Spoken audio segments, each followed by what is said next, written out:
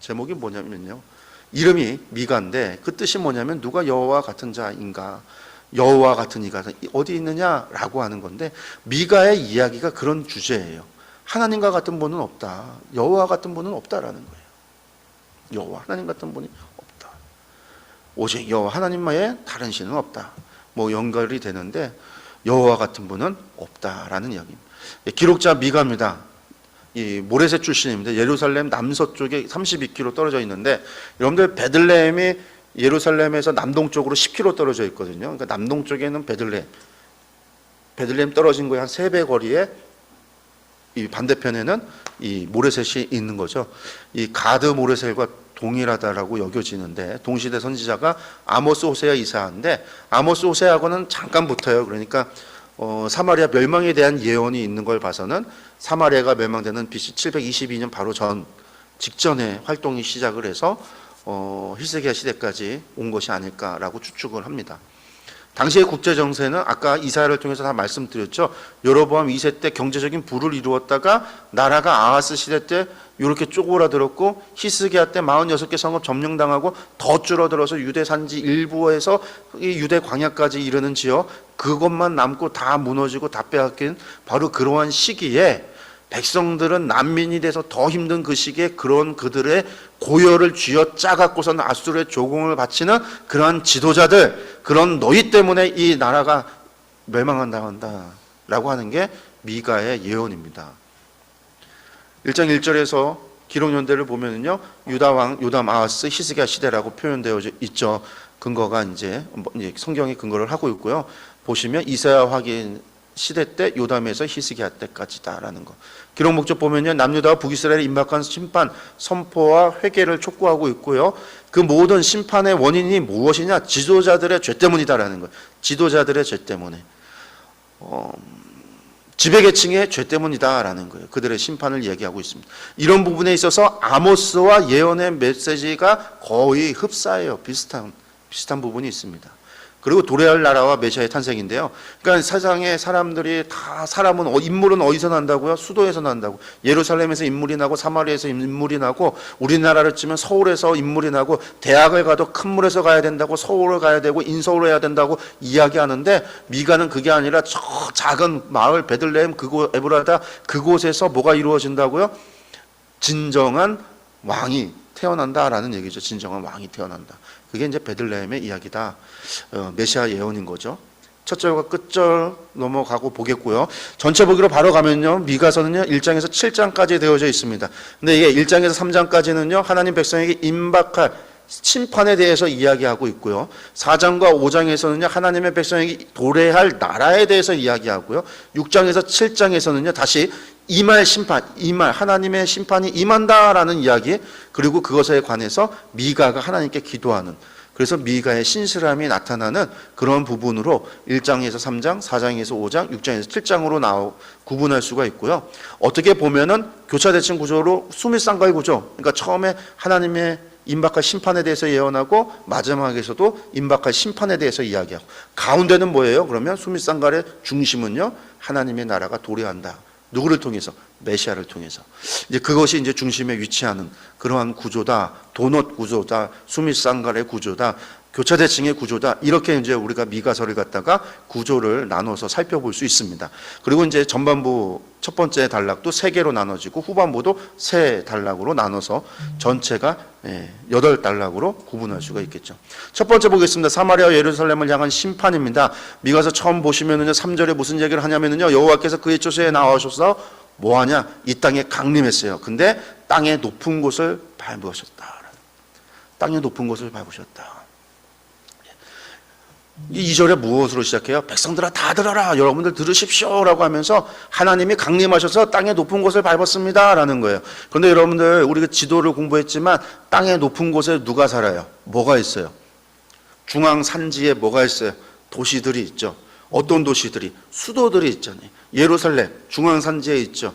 유다의 헤브론 중앙 산지에 있죠. 에브라임의 중심인 세겜 중앙 산지에 있죠. 전부 다 중앙 산지에 있어요. 사마리아가 중앙 산지에 있고 예루살렘이 중앙 산지에 있어요. 그곳에서 어디 있어요? 산 위에 있단 말이에요. 예루살렘이 산 위에 있단 말이에요. 당시 이스라엘의 기후 때문에 높은 곳에서 살아야 날씨가 저지대는 뜨겁고 높아야지 선선하고 날씨가 좋기 때문에 위에 있죠. 그리고 이제 지키기, 공격에서 방비를 하기에도 높은 곳이 좋아서 이스라엘의 수도는 전부 다 높은 곳에 물을 끌어올려서 위에서부터 밑으로 내려오도록 수로를 만들기도 하고, 이런 것들이 전부 다 땅의 높은 곳이라고 하는 게, 우리나라는 좋은 곳이 베사님수라고 하는 풍수지리를 이야기하지만 유럽은, 이스라엘은, 이 레반트 지역은 그런 곳이 아니라 첫 번째도 방비고 두 번째도 방비고 세 번째도 방비예요. 요새 같은 곳. 그래서 높은 곳에 도시들이 있고 수도도 높은 곳에 있고 그 높은 곳에 성벽을 쌓고 성을 쌓아서 방비를 한 거죠. 그래서 이 높은 곳에 강림한다라는 게 높은 자리에 앉아있는 왕들을 짓밟는다라는 얘기도 있고, 예루살렘과 사마리아를 밟는다라는 뜻도 있어요.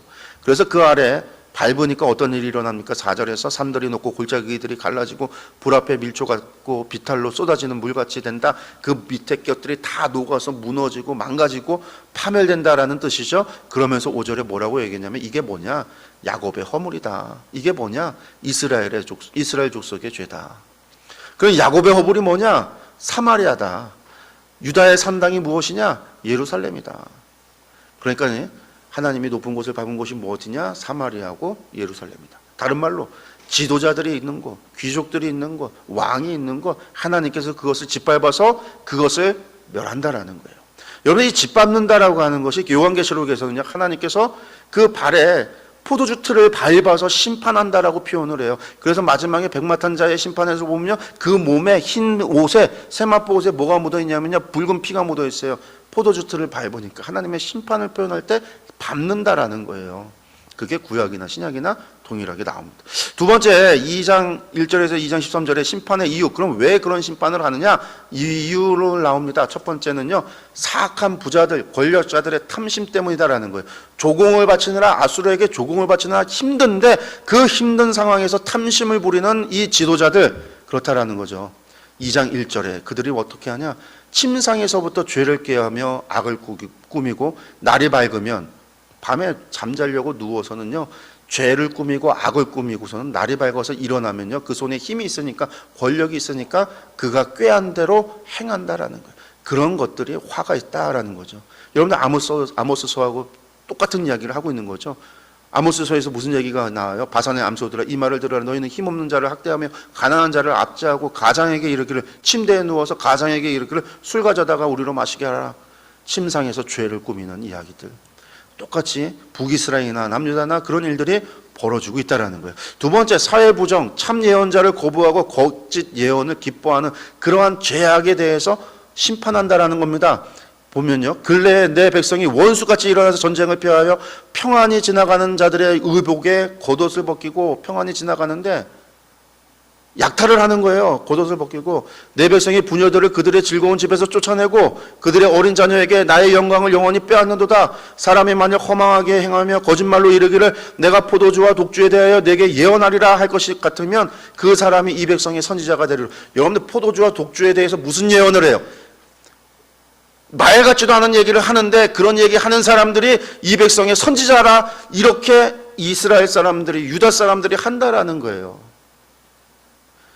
이 일을 지나가는 사람들을 약탈하고 하는 것들을 아수르가 하는 게 아니라 지금 동족들이 하고 있다라는 거예요.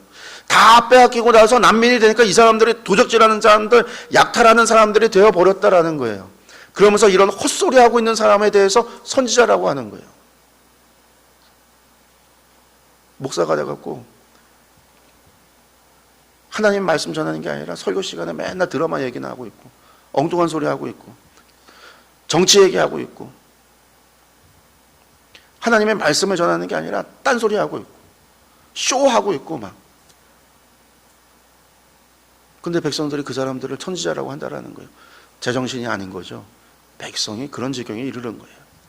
남은 자들의 구원과 회복에 대한, 그럼에도 불구하고 하나님께서 그들을, 남은 자들을 구원하신다라는 거예요. 구원하신다.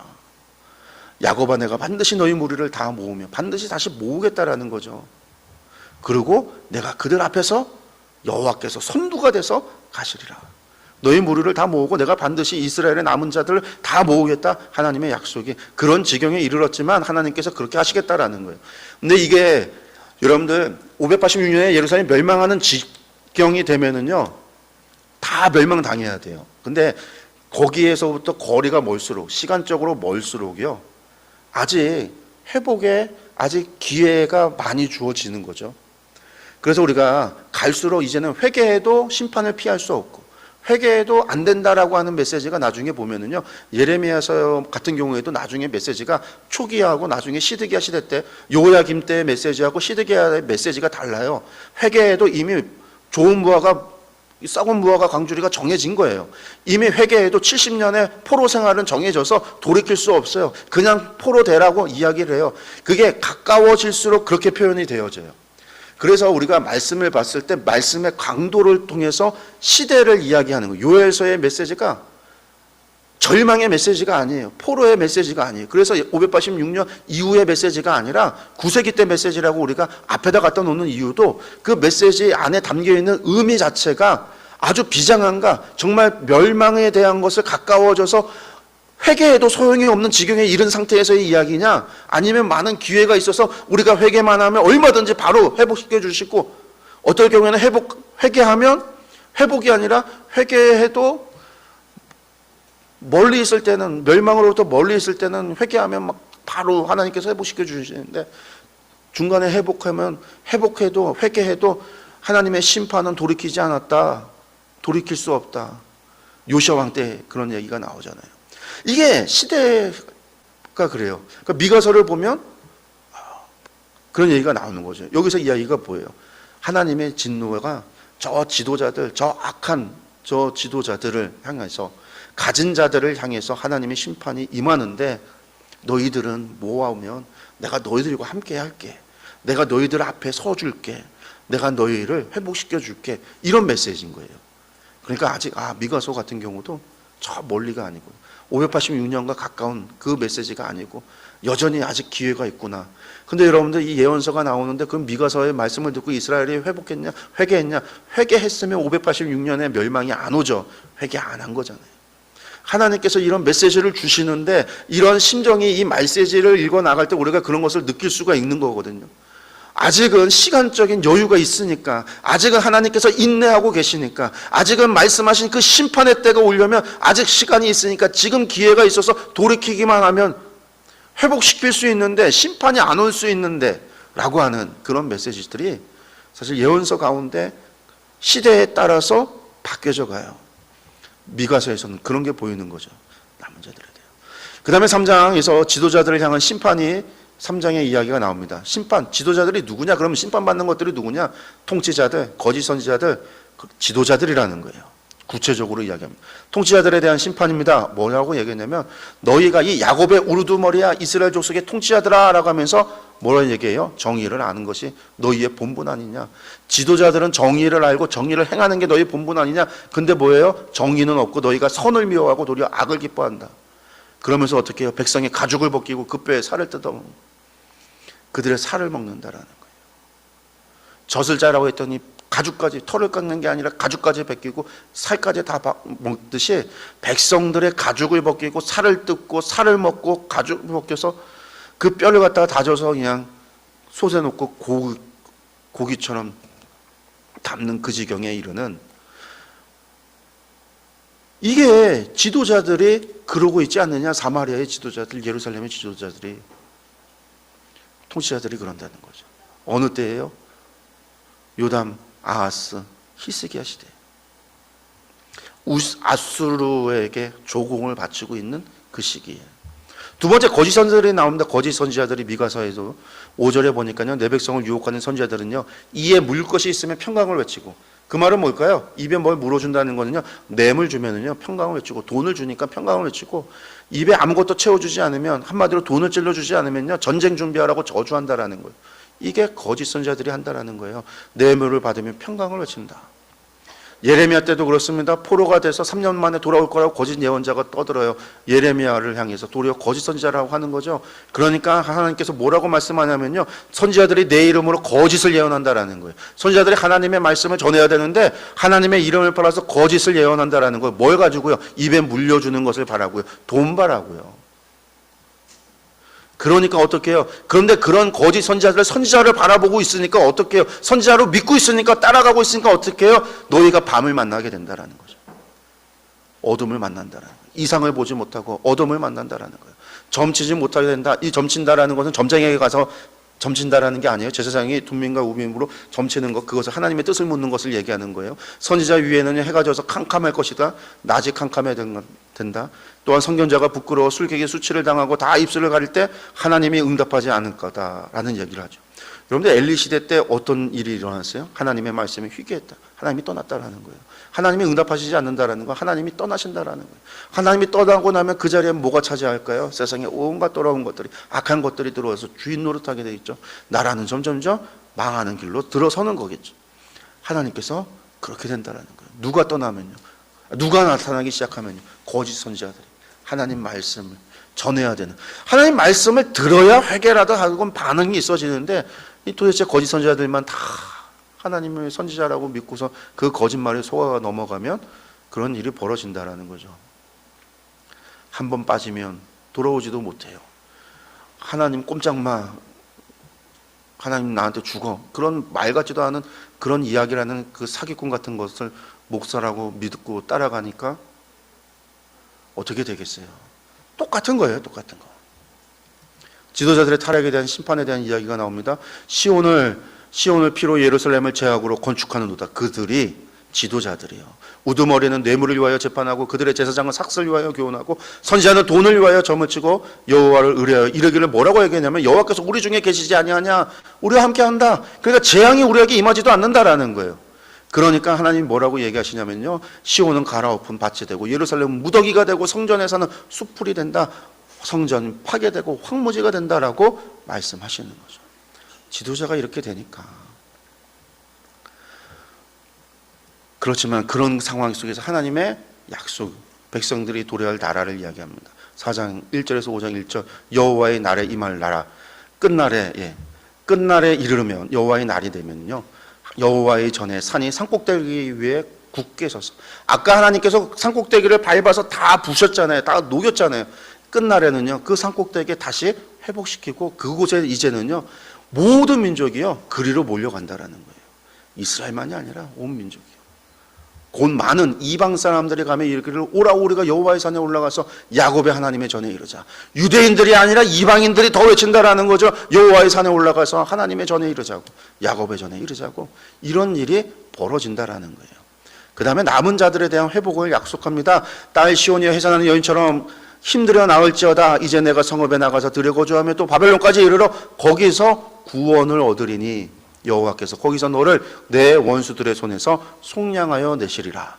바벨론까지 이르러서 구원하신다. 그러니까 이 4장 10절 같은 경우는요, 히스기야 사건 이후에 바벨론 포로 가는 그 모든 것 빼앗기게 되어진다라는 예언, 이사야의 예언 이후에 미가서의 이 예언이 나왔겠죠. 왜냐하면 바벨론 포로 가는 이유가 히스기야 죄 때문이었으니까. 아마 시대적으로 본다면 그때쯤 되겠죠. 그러니까 이스라엘이 46개 성읍이 무너진 그런 시기. 그 다음에 이제 5장에서 메시아의 오심과 통치에 대해서 이야기하시는데요. 5장 2절에 베들레헴 에브라다야 너는 유다 족속 중에 작을지라도 이스라엘을 다스릴 자가 내게서 내게로 나올 것이다. 예루살렘이나 사마리아 같은 곳에서 나오는 게 아니라 이 작은 고을에서 베들레헴 에브라다야 하면서 그곳에서 난다는 거예요. 그는 근본은 상고의 영원해라. 이 사람은요 상고의 영원해라. 그러니까 메시아인데 진정한 다스릴 자가 하나님을 기원으로 해서 하나님으로부터 나오신다라는 거죠. 그래서 나중에 이스라엘 메시아의 예언은요, 이 미가서 예언을 가지고요 예수님을 공격해요. 바리새인들이 뭐라고요? 너는 나사렛 예수가 아니냐? 베들레헴 예수가 아니지 않느냐? 너는 나사렛 예수인데 왜 베들레헴 예수냐? 메시아는 베들레헴에서 나야 되는데 나사렛에서 난다는 것은 없었다. 갈릴리에서 난다는 것은 없었다. 이게 이제 나중에 예수님이 공격당하는 근거가 되는 게 이 말씀 때문입니다. 그 다음에 이제 6장 1절에서 6장 8절, 이 마지막 6장에서 7절에서 하나님의 심판에 대한 이야기가 나오는데요. 먼저 하나님께서 이제는 하나님께서 일어나셔서 소송을 걸어요. 이사야처럼, 이사야에 나왔던 것처럼 하나님께서 한번 말해봐라 라고 이야기를 하는 거죠. 소송입니다. 6장 1절에서 5절. 이러시기를 내 백성아 하면서 하나님 말씀합니다. 뭐라고요? 내가 무엇을 너희에게 행했으며 무슨 일로 너희를 괴롭게 했느냐? 도대체 너희 왜 그러니? 이야기해요. 내가 너희에게 무엇을 했길래, 내가 너희를 어떻게 괴롭혔길래 너희는 나에게 왜 이렇게 나를 대하느냐? 너희는 나를 왜 이렇게 취급하느냐? 너희가 왜 이러는지 도대체 너희가 한번 내게 대해서 증언해봐라. 하나님 얼마나 답답하셨으면 이런 외침을 하실까? 하나님이 미가를 통해서 외칩니다. 그런데 아무도 대답 안 해요. 그러니까 미가가 답변합니다. 뭐라고요? 내가 무엇을 가지고 여호와 앞에 나가며 높으신 하나님께 경배할까? 내가 번제물로 1년 된 송아지를 가지고 그 앞에 나아갈까? 여호와께서 천천의 순양이나 만만의 강물 같은 기름을 기뻐하실까? 내 허물을 위하여 내 맏아들을 내 영혼의 죄로 말미암아 내 몸에 열매를 드릴까? 여러분들 이게 뭐죠? 지금까지 이스라엘 사람들이 율법을 따라서 레위기의 제사법을 따라서 해왔던 거예요. 이사야서 1장에서도 이스라엘 사람들이 그렇게 해왔잖아요. 많은 수의 제물을 가지고 하나님께 드렸단 말이에요. 월삭을 지키고 절기를 지켰단 말이에요. 그런데 하나님은 너희가 마당만 받고 돌아갔다고 하면서 그들의 죄를 소돔 같고 고모라 같다고 얘기했어요. 미가가 똑같은 얘기를 해요. 내가 하나님 앞에 나아갔는데 어떻게 하나님을 경배할까? 번제물로 1년 된 송아지를 가지고 나아갈까? 어린 송아지를 가지고 나아갈까? 천천순양의 제물을 가지고 나아갈까?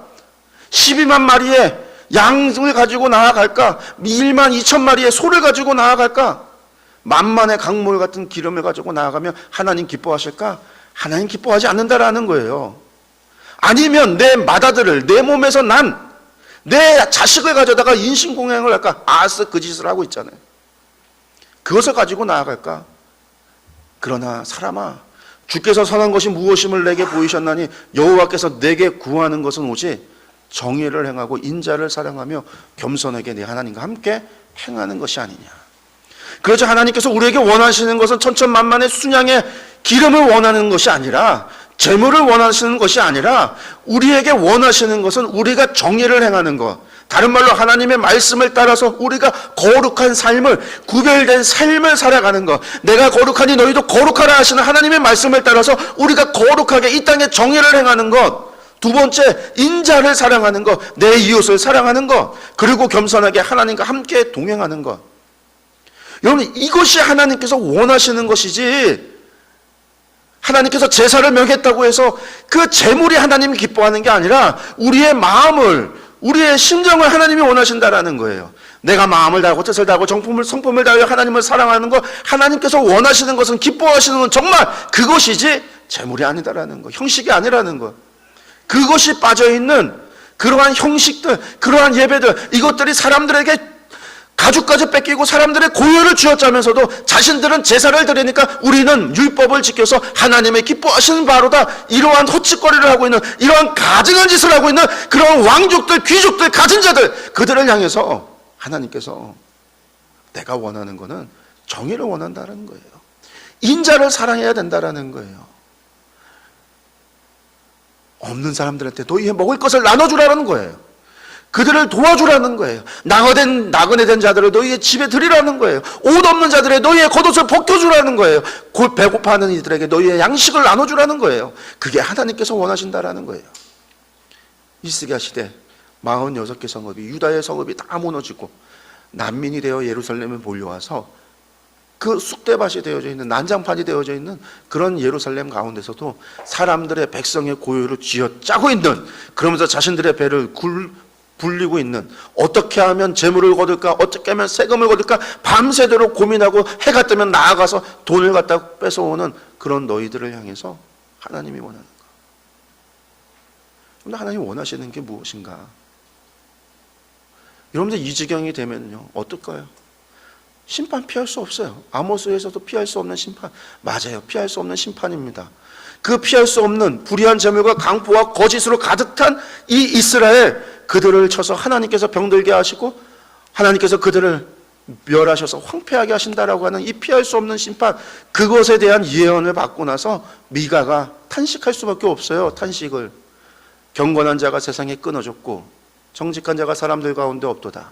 무리가 다 피를 흘리려고 매복하며 각기 그물로 형제를 잡으려 하고, 이방인이 하는 게 아니고 아수르가 하는 게 아니라요, 유대인이 그들의 형제를 잡으려고 두 손으로 악을 부지런히 행하노다. 그 지도자와 재판관은 뇌물을 구하며 권세자는 자기 마음의 욕심을 말하며 그들이 서로 결합하니 그들의 가장 선한 자라도 가시 같고 가장 정직한 자라도 찔레 울타리보다 더하도다. 그들의 파수꾼들의 날 곧 그들 가운데 형벌의 날이 임하였으니 이제는 그들이 요란하리로다. 하나님의 심판이 임박하고 있다라는 거죠. 여러분들, 미가가 바라본 현실이 이렇다라는 거예요. 그 피할 수밖에 없는 심판을 바라보면 미가가 탄식하고 나서 마지막에 미가가 기도합니다. 이스라엘의 회복을 위한 기도. 마지막, 오직 나는 여호와를 우러러보며 나를 구원하시는 하나님을 바라보나니 나의 하나님이 나에게 귀를 기울이시리로다. 그러면서 하는 이야기입니다. 여러분들, 자신의 이름 그대로 주와 같은 신이 어디 있습니까? 주께서는 죄악과 그 기업의 남은 자의 허물을 사유하시며 인애를 기뻐하심으로, 사랑하는 것을 기뻐하심으로 진노를 오래 품지 아니하시나니. 하나님께서 우리를 사랑하시기에, 하나님은 사랑을 기뻐하시기에 진노를 오래 품지 않는다라는 거죠. 다시 우리를 불쌍히 여기셔서 우리의 죄악을 발로 밟으시고 우리의 모든 죄를 깊은 바다에 던지시리이다. 주께서 옛적에 우리 조상들에게 맹세하신 대로 야곱에게 성실을 베푸시며 아브라함에게 인애를 도하시리이다. 그래요, 마지막 신명기 4장 29절에서 모세가 첫 번째 설교를 마무리하면서 했던 이야기, 우리가 마음과 뜻을 다하여 하나님을 찾으면 하나님께서 우리를 만나주시는데, 우리 때문이 아니라 옛적에 우리 조상들에게 맹세하신 대로, 옛적에 우리 조상들과 약속하신 대로 그들의 신앙 때문에, 그것 때문에라도 하나님 우리를 만나주실 것이다. 우리의 그와 같은 하나님이 도대체 어디 있느냐. 여러분들, 그런데 이스라엘은요 몰랐다라는 거죠. 미가가 이렇게 예언해도 몰랐다라는 거예요. 호세아도 마찬가지예요. 14장 9절에서 똑같은 이야기를 했어요. 누가 지혜가 있어서 이런 일을 깨달을까? 하나님의 그 사랑을 깨달을 수 있을까? 누가 총명이 있어 이런 일을 알겠느냐? 여호와의 도는 정직하니 의인은 그 길을 다니거니와 그러나 죄인은 그 길에 걸려 넘어진다. 아무도 몰랐다라는 거예요. 미가가 이렇게 외치지만 몰랐다라는 거예요. 그래서 난 미가서 정리하면은요, 미가서 주와 같은 신이 어디 있습니까? 하나님의 인자와 긍휼이 무궁하시기에 범죄한 이스라엘을 사랑하시고 그들을 구원하시는 하나님의 사랑이다라는 거죠. 그런데 미가의 이 외침은요, 호세아의 마지막 외침과 같은 의미예요. 누가 지혜가 있어서 이런 일을 깨닫고 누가 총명이 있어서 이런 일을 알겠느냐라는 거죠. 여러분, 누가 이러한 여호와 하나님을 알겠습니까? 결국 하나님을 아는 지식이 없어서 북이스라엘이 멸망하잖아요. 먼저 멸망합니다. BC 722년. 그러나 BC 586년에 결국 유다도 멸망합니다. 어떻게? 하나님을 아는 지식이 없어서요. 선지자들이 그렇게 외치고 예언자들이 그렇게 말했지만 누구도 귀담아 듣지 않았습니다. 나중에 예루살렘이 무너지고 그 폐허가 된 성읍에 예레미야가 올라서 그 끔찍한 현장을 보면서 애통하며 슬피 울면서 주저앉아요. 근데 그가 그 죽음의 현장, 그 폐허 속에서 예레미야가 하나님께서 우리에게 베푸신 그 놀라운 사랑이 무엇인지를 깨달아요. 하나님의 인자와 긍휼, 그 사랑을 깨닫게 됩니다. 그 사랑을 깨닫고 나니까 새로운 아침이 오듯 범죄한 유다에게 새로운 날이 오고 새로운 아침을 허락하시는 하나님의 사랑과 그 인자하심, 그 성실하심을 깨닫고 나서 그가 슬픔 가운데 애가를 부르며 하나님의 인자하심이 무궁하다라는 고백을 하게 됩니다. 그렇습니다. 예레미야가 3장 22절의 말씀을 보면은요, 여호와의 인자와 긍휼이 무궁하심으로 우리가 진멸되지 아니함이니 이것들이 아침마다 새로우니 주의 성실하심이 크시도소이다. 그들의 죄 때문으로는요 다 죽어야 되지만 하나님께서 말씀하시고 약속하신 대로 그 인자하심이 너무나 크시기 때문에 그 죄인들 가운데 남겨두셨다라는 거죠. 그리고 약속하신 70년이 오는데요, 아침마다 새로운 해가 뜨듯이 새날이 오듯이 어김없이 그 날짜가 지나가며 그 약속의 날이 가까워지는 것을 깨닫는 거예요. 예루살렘의 그 멸망을 겪고 나서야 알게 되는 거죠. 하나님의 사랑, 그 긍휼하심과 성실하심을. 성도 여러분, 여러분들 우리가 하나님께서 우리에게 구하는 것은요 많은 게 아니에요. 이것밖에 없어요. 하나님께서 우리에게 천천 순양을 가지고 오라 하지 않았습니다. 만만 강물 같은 기름을 원하지도 않았어요. 하나님께서 우리에게 바라고 우리에게 원하시는 것은요 오직 하나밖에 없습니다. 여러분들 2700년 전에도 그랬고요 2022년에도 그렇습니다. 하나님께서 기뻐하시는 것은 우리가 정의를 행하는 것, 주의 율법을 따라서 거룩한 삶을 사는 것, 세상과 구별된 거룩한 백성으로서 하나님의 백성으로서의 합당한 삶을 살아가는 것, 그리고 인자를 사랑하며 겸손히 하나님과 함께하는 것. 근데 이것을 하나님께서 원하신다라는 거예요. 하나님께서 이것을 기뻐하신다라는 거예요. 주와 같은 신이 어디 있습니까? 누가 지혜가 있어서 이런 하나님을 압니까? 호세아가 물었습니다. 미가가 질문했습니다. 오늘 우리에게도 묻고 있는 거예요. 우리를 향해서 주와 같은 신이 어디 있습니까? 라고 묻고 계시고요. 누가 지혜가 있어서 이것을 알고 있느냐라고, 알 수 있느냐라고 물었는데, 우리는 정말 하나님의 그 마음을, 그 뜻을 알고 하나님 어떤 분이신지를 알고 내가 정말로 하나님 앞에서 부끄러움이 없는, 하나님이 기뻐하시는 그러한 삶을 살았었는지, 나는 정말 정의를 행하고 인자를 사랑하며 하나님과 동행했는지, 하나님이 그것을 바라시는데 나는 정말 그것만을 바라고 왔는지, 하나님이 바라는 것과는 상관없는 나를 위하여 우리가 살아왔는지, 우리가 다시 한번 우리의 삶을, 우리 자신을 되돌아보면서요 이 질문 앞에 우리가 답을 하는,